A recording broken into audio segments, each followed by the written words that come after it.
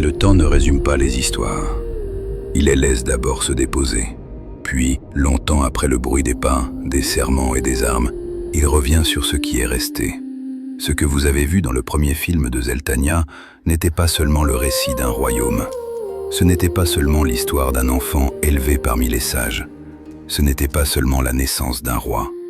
C'était un seuil. Un moment où les hommes ont cru pouvoir tenir l'ordre du monde entre leurs mains. Un moment où les dieux semblaient absents. Mais l'absence des dieux n'a jamais signifié leur silence. Dans ce documentaire, nous ne raconterons pas tout le film, ni les révélations à venir. Nous ouvrirons seulement certaines portes, celles qui permettent de comprendre ce que Zeltania montre sans toujours le dire. Qui gouvernait vraiment? Pourquoi Eteltan fut-il considéré comme un être à part? Que représentait la pierre noire? Qui manipula les vivants avant même qu'ils comprennent qu'ils l'étaient? Et pourquoi Zeltania demeure, dans l'histoire de Warium, bien plus qu'un royaume disparu?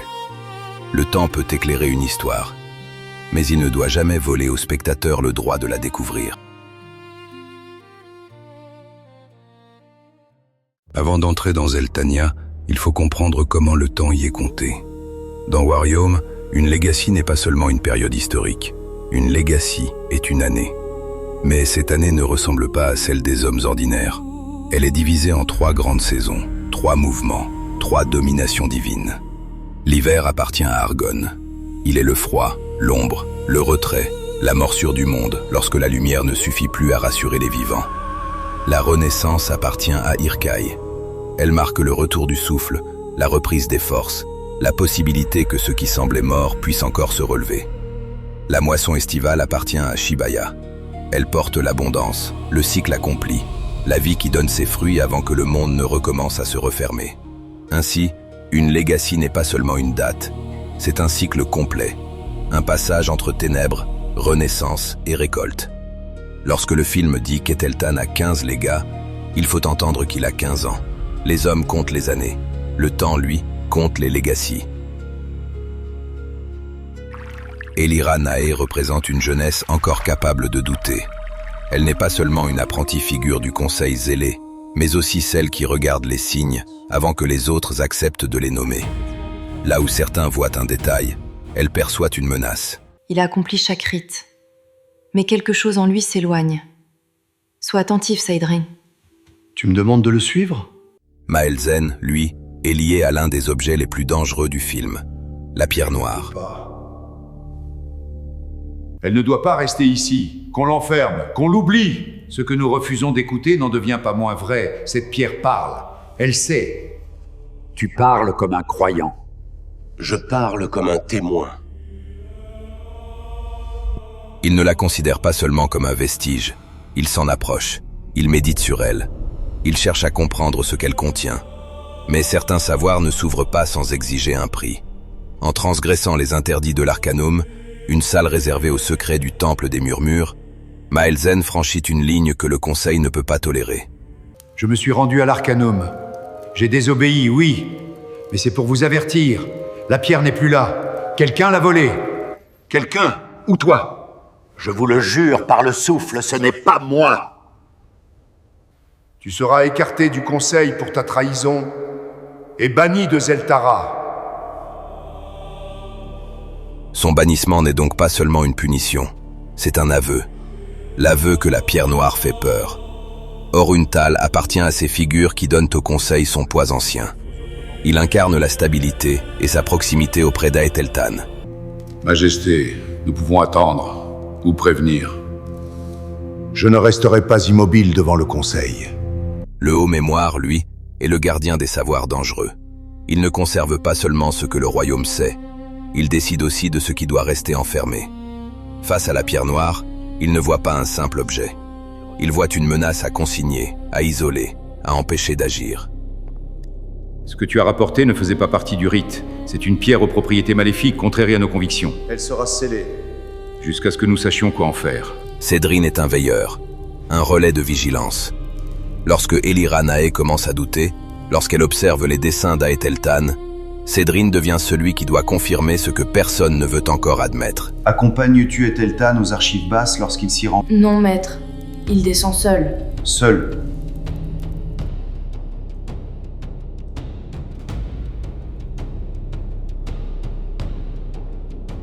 Mais dans les histoires gouvernées par les ombres, les veilleurs sont souvent les premiers à disparaître.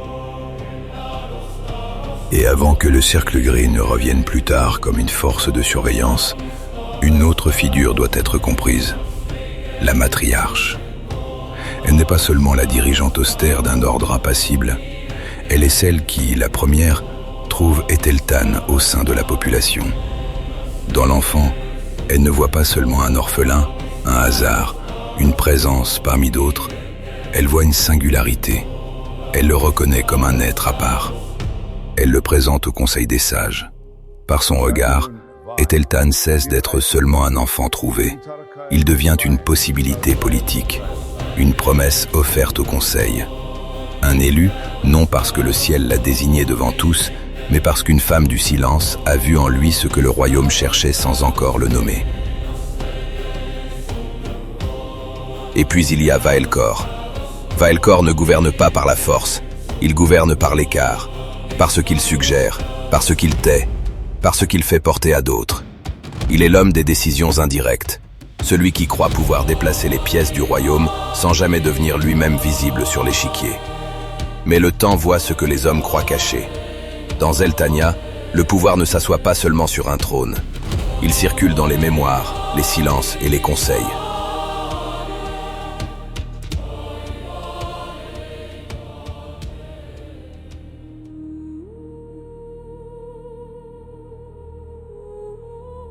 Etheltan est au centre du film. Mais il n'est pas encore un roi accompli. Il est d'abord un être en formation. Un orphelin remarqué pour sa singularité par la matriarche du Cercle Gris. Un enfant recueilli par le Conseil des Sages. Une promesse que Zeltania décide de façonner en souverain. Le Conseil ne cherche pas seulement à l'éduquer. Il cherche à le contenir, à faire de lui un roi capable de servir l'ordre zeltanien sans jamais le troubler. Et Etheltan apprend donc très tôt que ressentir est un risque, que désirer est une faille, que douter est une faiblesse. On ne lui enseigne pas seulement à régner, on lui enseigne à se tenir, à se fermer. Mais un être humain n'est jamais entièrement le produit de ceux qui l'ont formé. Il reste toujours une chambre intérieure, un lieu sans témoin. C'est là que le destin entre. Et pour Etheltan, ce destin prend d'abord la forme d'une pierre, la pierre noire du savoir. Il la découvre durant l'épreuve du souffle. Ce rite devait mesurer sa maîtrise. Il révèle autre chose. La pierre lui montre un futur probable, une voie qui sort des limites imposées par le Conseil. À travers elle, Etheltan découvre qu'il peut aimer, qu'il peut comprendre, qu'il peut ruser, qu'il peut préserver quelque chose de lui-même. Mais cette ouverture n'est pas pure. Derrière les visions, Argonne observe. Il ne brise pas l'innocence d'Etheltan d'un seul coup. Il lui apprend à croire qu'elle peut survivre grâce aux outils mêmes qui la corrompent.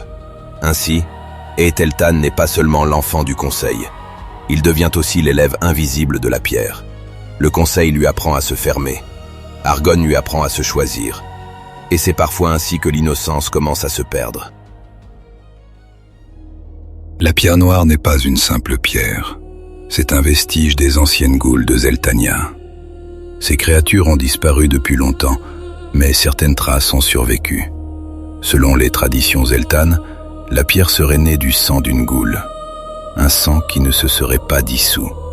Sous l'effet de l'eau, du froid ou d'anciennes conditions encore mal comprises, il se serait minéralisé, fossilisé en matière noire. Mais ce sang portait déjà une mémoire. Les goules étaient liées à Argonne, et leur sang conservait une part de son savoir. Ainsi, la pierre devient un support de connaissance, un lien entre Argonne et celui qui la porte. Celui qui la touche peut recevoir des visions.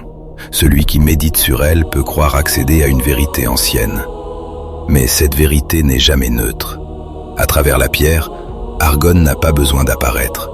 Il transmet, il suggère, il façonne. La pierre noire donne du savoir, mais ce savoir porte déjà une intention. Elle n'était pas seulement un vestige, elle était du sang devenu mémoire. Une voix sans bouche, un savoir offert aux mortels par ceux qui ne cherchaient pas leur salut.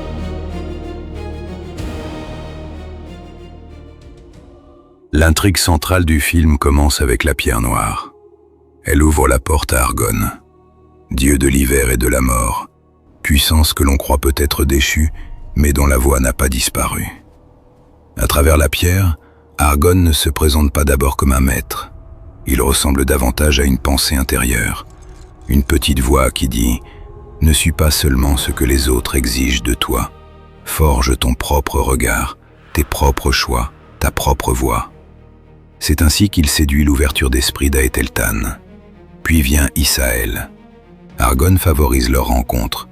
Là où le conseil enseigne la contenance, Issaël devient la respiration interdite. Je suis Ishaël. Gilles-Paël, j'ai souvent rêvé de ton nom. Elle entre dans l'histoire par l'amour. Et pour le conseil, cet amour n'est pas une affaire intime, c'est une menace politique. Aetheltan, mais que fais-tu? Eliranae perçoit les premiers signes. Elle voit les dessins d'Aetheltan, des formes répétées, des traits qui rappellent la pierre noire, un glyphe que le royaume ne devrait pas retrouver sous la main du futur roi. Elle demande alors à Cédrine de le surveiller. Cédrine, tu le regardes différemment des autres? C'est le futur roi, Eliranae. Nous le regardons tous. Il a accompli chaque rite. Mais quelque chose en lui s'éloigne. Sois attentif, Cédrine. Tu me demandes de le suivre? Mais Argon également. Et autour de Cédrine, les torches s'éteignent une à une. Ce détail n'est pas décoratif. C'est une signature. La preuve qu'une puissance agit dans l'ombre. La preuve que certains témoins ne doivent pas survivre assez longtemps pour prévenir le conseil. Cédrine meurt parce qu'il peut menacer le plan du dieu fourbe. Puis vient le rite des affranchis. Aetheltan devient roi. Mais pourquoi le conseil avait-il besoin d'un roi s'il gouvernait déjà? Parce qu'un conseil reste un lieu de rivalité. Plusieurs sages, plusieurs visions, plusieurs ambitions retenues sous le même toit. Un roi permettait de clore ces tensions. Aucun sage ne porterait la couronne. À la place, un orphelin choisi, une figure neutre, pouvait mettre tout le monde d'accord. Mais le roi façonné par le conseil n'est pas resté l'instrument attendu. Il veut aimer, il veut choisir, il veut régner. Elle s'appelle Ishaël, et je l'ai aimée dans les pierres oubliées de ce temple, non par faiblesse, mais parce qu'elle m'a vu alors que je n'étais encore qu'un nom en devenir. Et Argon lui susurre qu'un roi doit aussi avoir une lignée. Avec Issaël, cette lignée devient possible. Il est là. La naissance future d'Aethel menace directement le conseil. Le pouvoir pourrait désormais passer par le sang, et non revenir aux sages. Il a choisi son sang. S'il fonde une lignée, il rendra le conseil secondaire. Alors nous devons décider si nous protégeons la doctrine ou si nous acceptons qu'elle change. On ne commettra pas de régicide. À partir de cet instant, Vaelkor comprend que le contrôle du conseil s'effrite. Il confie ses doutes au haut mémoire. Sacré tremble. Il est roi. Mais un roi n'est pas libre d'aimer. Mais Vaelkor ne se contente pas de douter. Il agit. Lors de la venue d'une délégation de Lunaria représentée par les Ombreliens, il verse en secret ce qu'il faut verser. Une rançon, une promesse d'or. Le but n'est pas déclaré, mais le résultat devient visible. Une étoffe arrive jusqu'à la reine Issaël. Elle semble venir de Shaeltor. Elle porte en elle le poison. Issaël n'a plus que 7 jours à vivre dès son premier contact avec ce tissu. Les émissaires impliqués ne sont pas d'abord nommés pour ce qu'ils sont. Puis leur nature se révèle peu à peu. À la 7e nuit, le souffle cessera. L'or ne sauvera rien. Il préservera seulement l'ombre. Ombrelien, agent de l'ombre, assassin, espion. Pourtant les signes apparaissent même là où l'on jure ne croire en rien. Intermédiaire de ce que les royaumes préfèrent ne pas signer eux-mêmes. Ils réclament davantage. Ils menacent de révéler le stratagème. Si l'or ne coule pas, l'éminence grise sera révélée à qui de droit. Ces traîtres d'Ombrelien. Alors Vaelkor tente de refermer la faille qu'il a lui-même ouverte. Il adresse une missive à l'empereur Aeryn Lorintar de Lunaria. Il cherche à faire congédier ceux qui pourraient encore parler. Mais le mal est déjà entré dans le récit. Et lorsqu'Ishaël meurt, la vérité ne doit pas être connue. Il faut donc offrir au roi un coupable. Shaeltor devient le nom que l'on accuse. Majesté, le blocus sud a été franchi. Par qui? Des femmes voilées, armées légèrement, rapides. Nos hommes les ont vus forcer le passage près des falaises. De quel ordre, Mika? Elles se nomment les Sœurs des Sables, un ordre d'assassins shaeltariens. Les Sœurs du désert deviennent le visage du mensonge. Ce mensonge n'a pas seulement pour fonction de cacher un meurtre, il doit provoquer un départ, Une croisade, un éloignement du roi, afin que le conseil puisse reprendre le contrôle du royaume. Mais Aetheltan n'est pas le seul à qui chuchote Argonne. La pierre noire, enfermée entre les murs de Zeltania, permet aussi à Argonne d'atteindre Vaelcor. Il attise sa paranoïa. Que veux-tu dire? Il finira par mener cette traque lui-même et quitter le trône. Il lui offre l'idée d'un plan sombre, frapper un royaume innocent par la main d'un roi blessé. Argonne souffle l'idée à Vaelcor, puis il souffle la méfiance à Aetheltan. Il nourrit le stratège, il nourrit le roi. Il donne à chacun l'impression d'agir librement. C'est ainsi que les meilleurs pièges se construisent, non en contraignant les hommes, mais en leur donnant exactement la peur dont ils avaient besoin pour choisir la mauvaise route. Aetheltan, sentant le conseil se refermer autour de lui, fait alors appel au cercle gris. Le cercle gris n'est pas une garde ordinaire. C'est un ordre austère, impassible, presque policier. Il rassemble ceux qui se sont écartés de la voie et cherchent pénitence, ceux qui veulent être oubliés par le voile, ceux qui n'ont plus rien à perdre dans le regard des autres. Sous l'autorité de la matriarche, le cercle gris reçoit une mission claire. Je sais que la raison d'exister du cercle gris est de contenir ce que le pouvoir ne peut pas maîtriser. Vous êtes les garants des préceptes. Que les préceptes Zeltan ne soient pas bafoués par l'ambition de certains. Matriarche, je souhaiterais que vous deveniez la régente en mon absence. Le cercle gris reçoit une mission claire. Surveiller le conseil des sages. Et afin de préserver notre royaume, je déclare le cercle gris succéder à ma régence et veiller à ce que le conseil ne se fourvoie pas en mon absence. Mais comment ose-t-il? Il ne lâchera pas le pouvoir aussi facilement. À cet instant, Zeltania n'est plus gouvernée par la confiance. Elle est gouvernée par la surveillance. Les hommes appellent cela stratégie. Le temps, lui, voit une chaîne. Et chaque maillon croit être libre.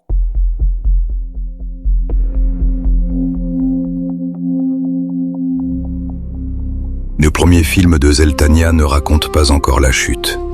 Il montre ce qui la rend possible. Un enfant façonné pour régner. Un conseil persuadé que l'ordre peut contenir toute chose. Une pierre noire devenue passage entre Argonne et les hommes. Une femme aimée changée en seuil de bascule. Un stratège convaincu de manipuler les événements. Un dieu ancien qui laisse chacun croire à sa propre liberté. Et au centre de tout cela, Zeltania. Brillante, disciplinée, souveraine dans son esprit, mais déjà touchée par l'ambition et par la corruption. Car les royaumes peuvent effacer les témoins, ils peuvent enfermer les vestiges, ils peuvent réécrire les fautes. Mais le temps conserve, le temps a vu. Kairos se souvient, et Zeltania n'a pas encore livré tout ce qu'elle porte.